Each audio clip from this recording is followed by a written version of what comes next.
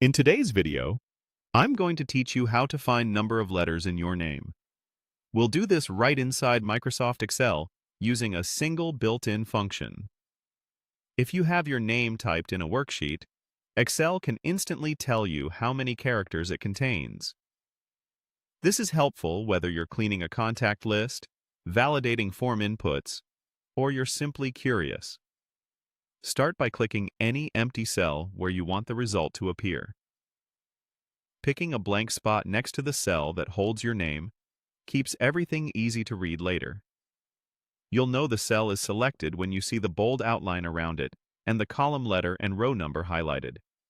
Now type the formula. Begin with an equals sign, then type LEN, followed by an opening parenthesis. After that, select the cell that contains your name by clicking it once. Excel will insert that cell's reference, like A2 or C5, right inside the parentheses. Finish by typing a closing parenthesis. What you should now see in the formula bar is something like equal LEN A2. The LEN function stands for length, and it returns the number of characters in the referenced cell. Before you calculate, here's a quick note about what counts as a character.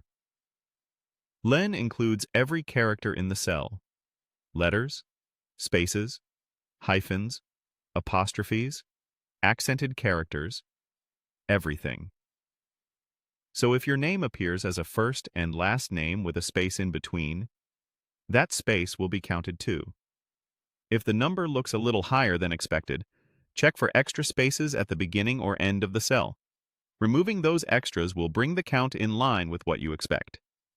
Press Enter to calculate. The cell you selected in the first step will display the total character count for the name you referenced. If you change the name later, add a middle initial, correct a spelling, or remove a space, Excel updates the count automatically because the formula stays linked to that original cell. This makes it reliable for both one-off checks and ongoing worksheets.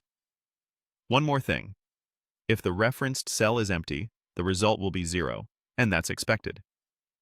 Also, this works the same in the desktop app, on the web, and on a Mac, so you can follow along wherever you're working. That's all there is to it. Click a destination cell, type equal LN, select the cell with your name, close the parenthesis, and press Enter.